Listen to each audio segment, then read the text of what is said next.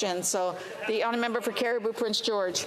Madam Speaker, it's unfortunate that when we speak the truth here, they get up and they take offence to it because all that they want to be on the record is their misinformation, Madam Speaker. And they can say everything that they want about Conservatives, but when we fire back at them, they take offence to it, Madam Speaker. And I hope I didn't hurt his feelings by not answering it, but I'm sure that we'll speak offline and we'll hug it out afterwards, Madam Speaker. With that, I'll end it. I have a point of order. The honourable member for Timmins James Bay.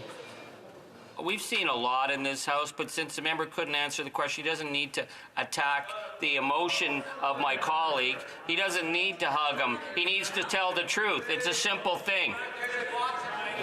This is a point of debate, not a point of order. Resuming debate, reprise de débat. The honourable member for Durham.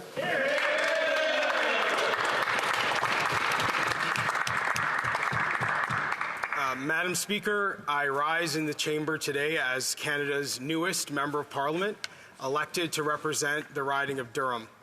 And I have a very clear message to deliver on behalf of my community in Durham. We are tired of the Prime Minister's broken promises.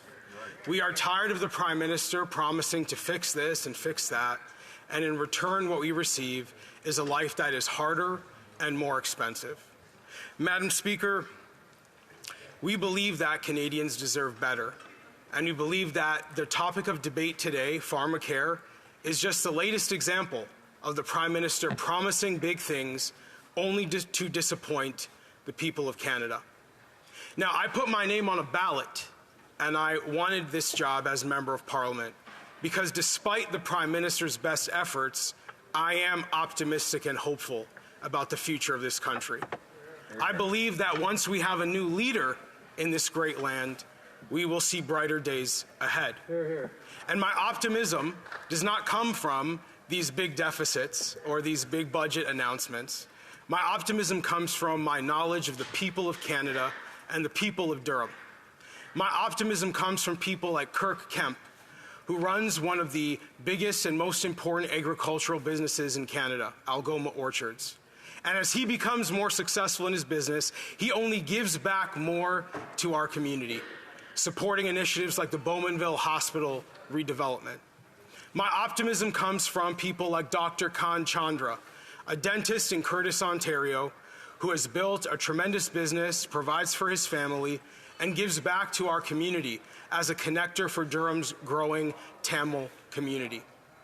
And my optimism comes from Kim and Leon Morrow over on Taunton Road East in Oshawa, who scrape together every spare dollar they can find and every spare moment to provide guidance and mentorship to young men and women who may otherwise fall into the pitfalls that await struggling youth.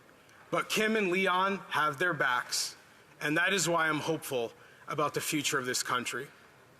You see, Madam Speaker, I'm very honored to stand here in this beautiful building, and I appreciate the chance to dress up in a suit and a tie.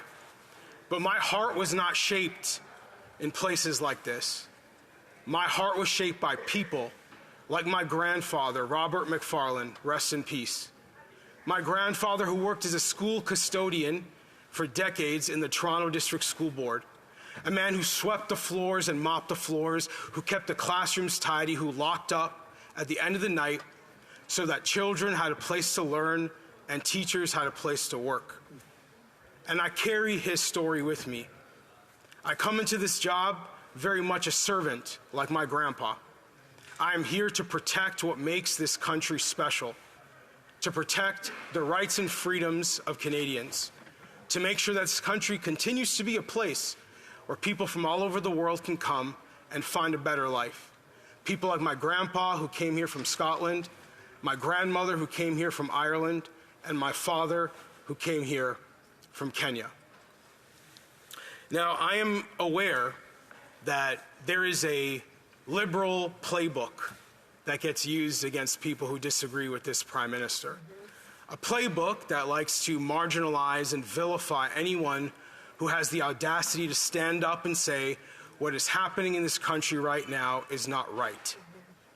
And that playbook the Prime Minister likes to use, likes to cast people who disagree with him as racists. and I would be welcoming the Prime Minister to try that with me. You know, based on our history, I don't think that's going to go so well for him. But I also believe that he is completely out of touch with the needs and desires, the hopes and dreams of our very diverse country and the diverse communities like the one I represent in Durham. He's welcome to take his claims that people who disagree with him are racist to my African father and see how that goes for him.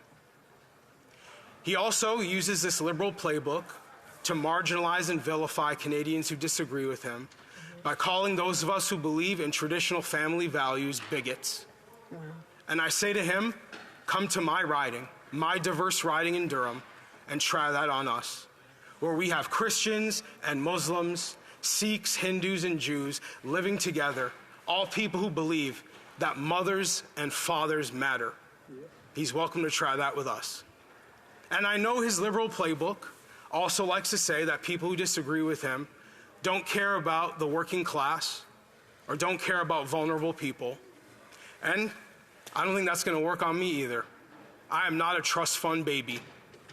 Like most people in this country, I have clawed and I have scraped and worked hard for everything that I have. I don't think the Prime Minister can say the same thing. And the reality is this.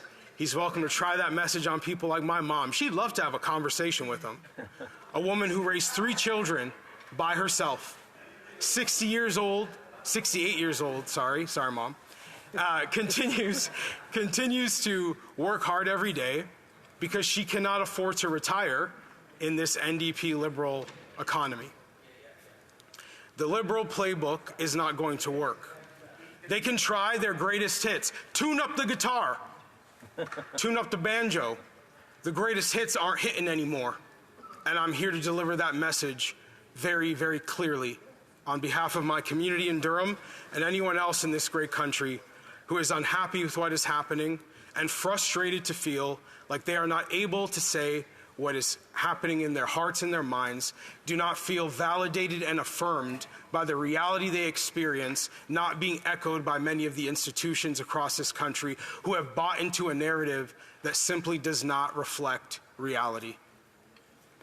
Now, with the remainder of my time, I'd like to also deliver a message to any young men and young women across this country who might hear my words. My presence in this chamber is a glitch in the system. I'm not supposed to be here. When I was 15 years old, I failed the Ontario literacy test. I was labeled illiterate by the Ontario education system. But I'm here. At the age of 30, I was diagnosed with stage 4 cancer. I sat in a recliner with an IV in my arm pumping my body with chemotherapy drugs. I laid on a hospital bed as radiation lasers ran along my spine for months. But I'm here. I took on woke censorship from corporate Canada, looked them dead in the eye, and I'm here. And I've been the subject of hit piece after hit piece from liberal news media. And guess what? I'm here. Yeah.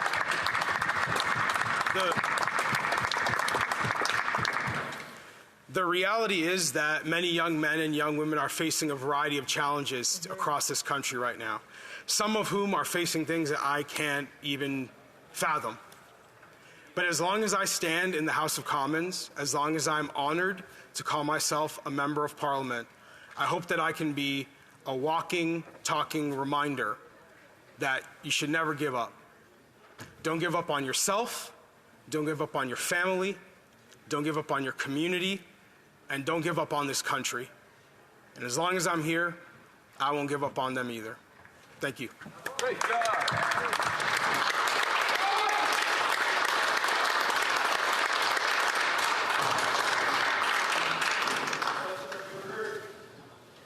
Questions and comments, questions et commentaires. The Honourable Parliamentary Secretary of the Government House Leader. Yes,